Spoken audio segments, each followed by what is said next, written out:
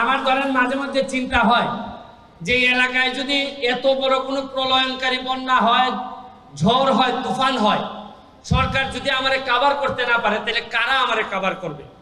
যে দুই একটা কোম্পানির নাম আমার মনে হয়, এর মধ্যে যমুনা একটা, এদিকে আবার বাদশা একটা, আমার কাছে মনে হয় এরা আমাকে সেভ করবে। আপনি জানেন যে বাদশা কোম্পানির কাছে গিয়ে আমি বলছিলাম যে আমার কিছু চারা দেন, উনি আমার 20,000 আমের চারা দিছে। বিশ্বাস করেন, এই আপনাদের জন্য আজকে আসার সময় আমি তো অতিথি হিসাবে আসছি, কি আনবো, মিষ্টি তো আনতে পারি না, এই জন্য 1000 আমের চারা নিয়ে এসেছি আপনাদের জন্য। যাওয়ার সময় একটা করে আমের চারা নিয়ে যাবেন।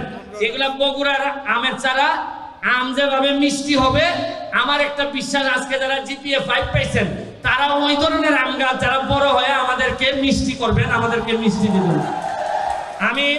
আমার ছোট ভাই আইমান সাদিক, ও বলবে আপনাদেরকে কথা, ও আমার আসলে